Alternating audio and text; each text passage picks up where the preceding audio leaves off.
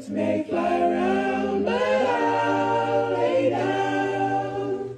I feel safe and sound on solid ground. Bullets may fly around, but I'll lay down.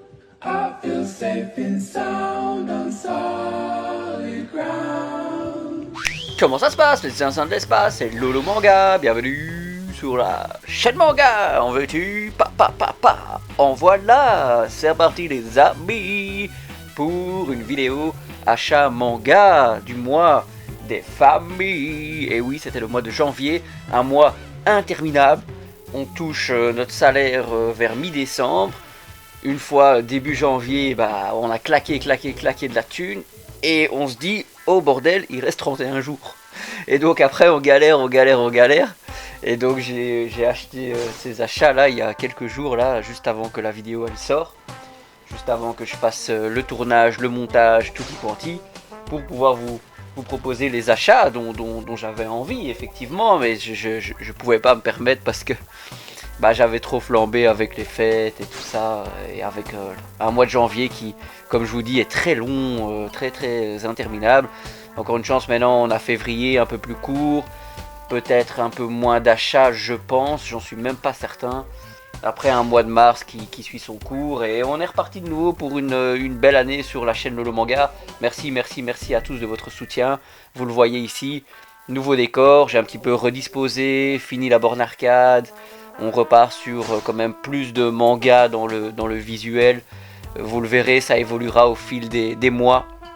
Donc j'espère que vous appréciez ça.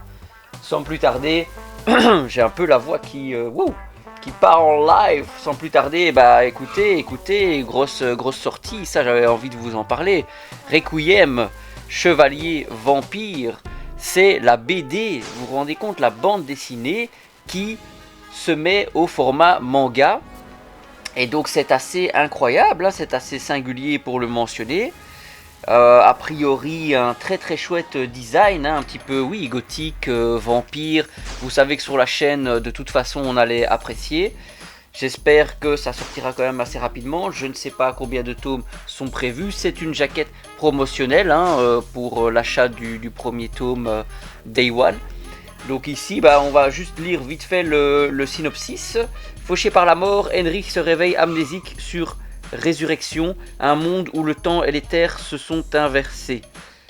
Ok.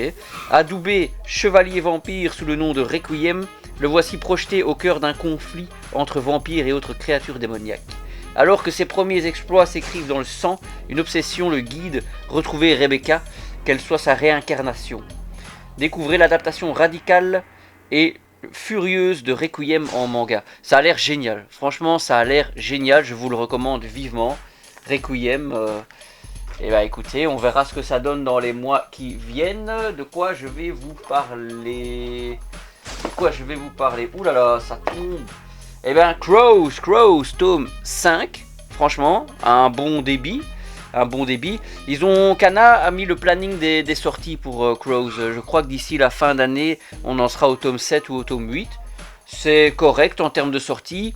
Après, comme d'habitude, moi je me dis, pour un manga qui existe depuis quand même assez longtemps au Japon, qui est éventuellement un des porte-étendards, si on veut, du Furio, ça pourrait éventuellement aller plus vite.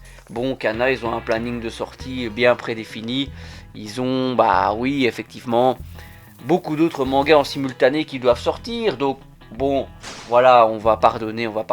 On a aussi encore beaucoup d'autres choses à acheter. Écoutez, ça va.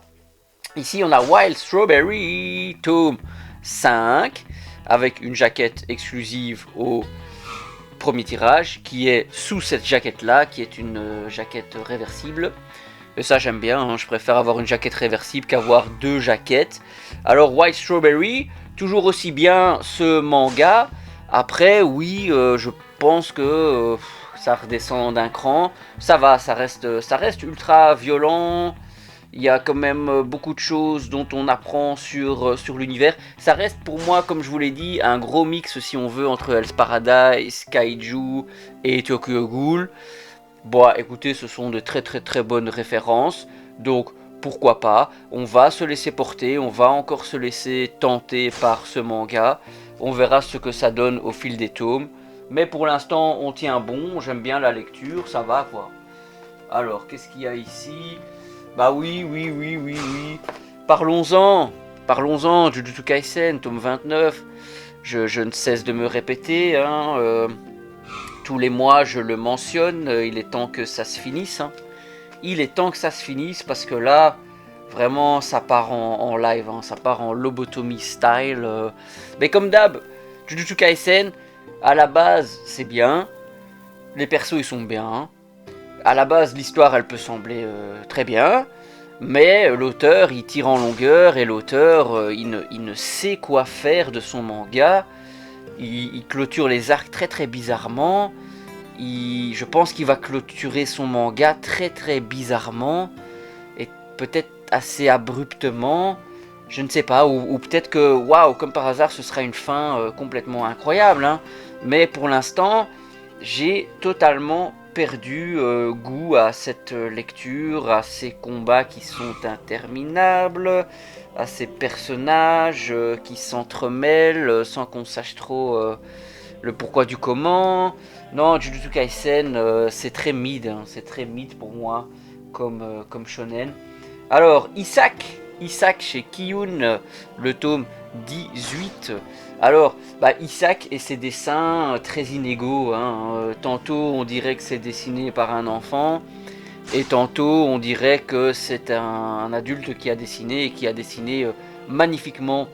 Donc, après, au niveau de l'histoire, pour moi, ça semble être dans la veine d'un Vinland Saga, ça semble être un manga qui se veut sur base historique, d'une partie quand même assez méconnue, d'une partie dont on ne parle pas dans l'histoire, et donc ouais, ce japonais quoi, avec sa baïonnette qui va pour une histoire de vengeance en Allemagne pendant les années troubles.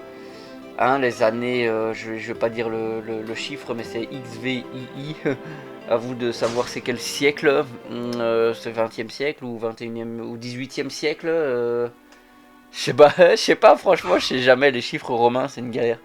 Non, un manga vraiment, j'attends qu'on sache plus ou moins c'est quand la fin de ce Isaac pour pouvoir m'y mettre, mais ce sera effectivement une priorité de lecture, ça c'est sûr et certain.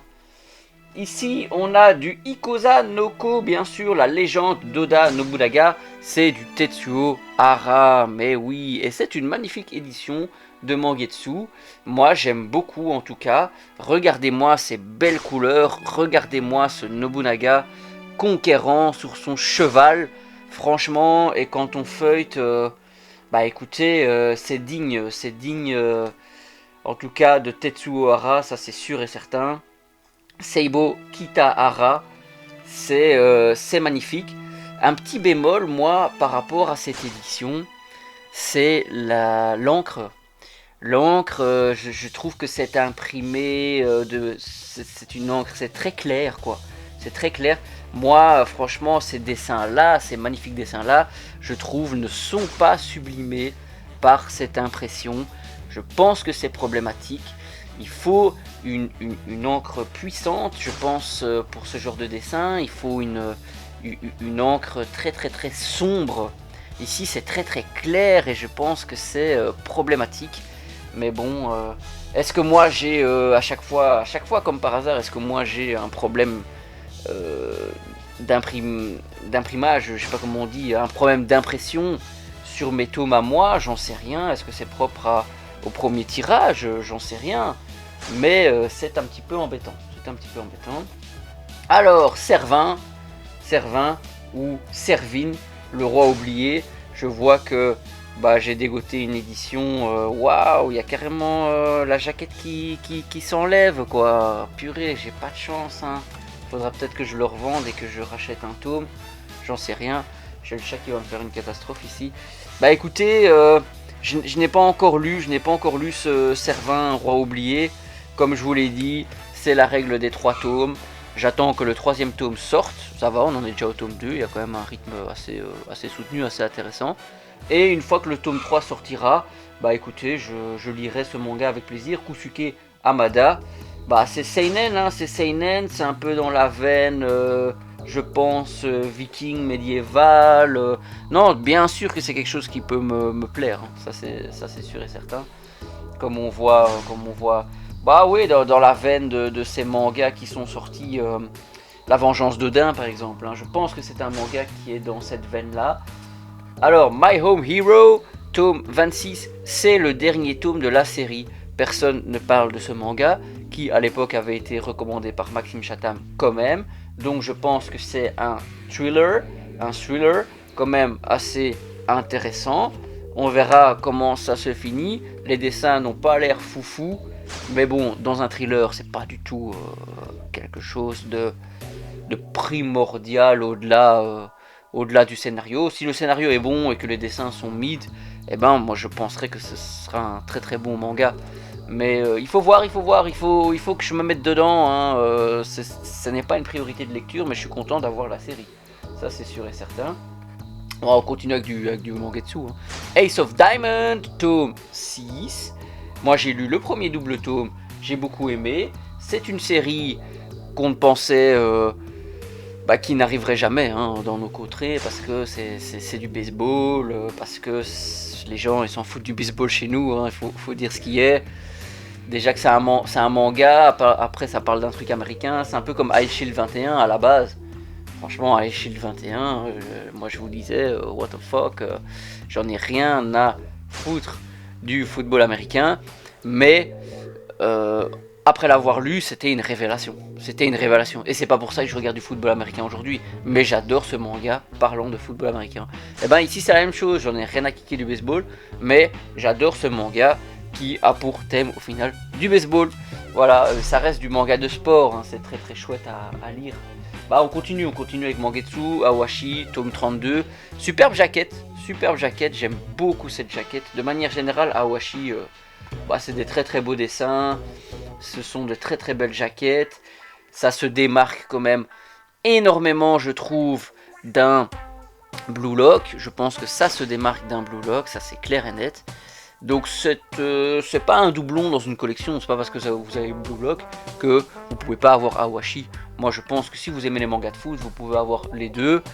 À chaque sortie, je dis que la fin approche. Bon, est-ce qu'elle approche réellement ou est-ce que j'ai eu de la désinformation, je n'en sais rien. Hubelblatt 2, tome 3. C'est un petit peu confus tout ça, hein, d'avoir appelé ça Hubelblatt 2, ils auraient pu appeler ça autrement. Bon, de toute façon, c'est l'ordre du roi défunt. Mais je sais pas, j'ai beaucoup aimé Hubelblatt. Après, est-ce que je vais aimer la suite? Je pense que ça tire un peu en longueur, je pense que j'ai plus trop envie de me plonger dans cet univers. C'est le 3e tome, c'est à moi de me décider et de lire les 3 tomes pour voir ce qu'il en est. Qui vivra verra, comme dirait l'autre. Ici, Solitaire, Perfect Edition, tome 13. J'espère vraiment que d'ici la fin d'année, on ait le tome 17 de Solitaire, on puisse lire cette Perfect Edition entièrement. C'est vraiment, oh là là là là, mais à chaque fois que j'ouvre cette Perfect de Solitaire, c'est un régal pour les yeux, c'est un régal au toucher. C'est une série, je sais que je vais adorer plus que tout. Avis aux amateurs de Fire Force, je pense que c'est un indispensable ce Solitaire. Ici on dirait un personnage un peu à la Morticia Adams, hein. J'aime beaucoup cette édition en noir et jaune. Je l'adore, elle se démarque tellement dans une collection. Il y a toujours des pages couleurs et franchement le format se prête bien à ce qui est montré visiblement. Moi, Atsushi Okubo, j'aime beaucoup le trait, j'aime beaucoup la folie. C'était un des assistants du manga dans Get Bakers, les 10 premiers tomes. On a ici, regardez, Atom volume 35, avec effectivement notre cher ami qui lit l'atome en question, et donc ça se répète comme ça, comme une boucle infinie. J'aime beaucoup le principe. Bah oui, couverture exclusive signée Naoki Urasawa, texte et analyse inédit, 35 ans de manga en France, le meilleur de la bande dessinée japonaise. Voilà, la culture manga. Ça, si vous aimez les mangas, si de temps en temps vous avez envie de lire autre chose qu'un manga et d'apprendre beaucoup de choses sur l'univers du manga, sur les auteurs, avoir des interviews, des entretiens exclusifs, regardez-moi ça, ça va parler de Vinland Saga les gars, hein, dans ce volume 35. C'est excellent, c'est toujours ultra intéressant si vous voulez mon avis. Regardez, ça va parler de Détective Conan, mais oui, mais il faut Monster, bien sûr aussi. Ce magazine-là, il m'a excessivement intéressé. Bright Stories, Kingdom, oh les gars, hey, j'ai même pas besoin d'en dire plus pour vous le vendre, celui-là, il est magnifique. Ce n'est pas une collaboration commerciale. Moi, j'adore Atom Magazine. Vraiment, c'est quelque chose qui se démarque en termes de lecture, en termes de magazine. Voilà, il faut acheter ça. C'était mes achats du mois de janvier. Je vous souhaite donc bien sûr une très bonne année 2026 sur la chaîne Lolo Manga. Merci de votre soutien. Toujours un petit like, la vidéo, les cocos, un petit abonnement, ça fait toujours plaisir. Merci beaucoup. Et on se dit à la prochaine sur la chaîne Lolo Manga. Allez, ciao les gars.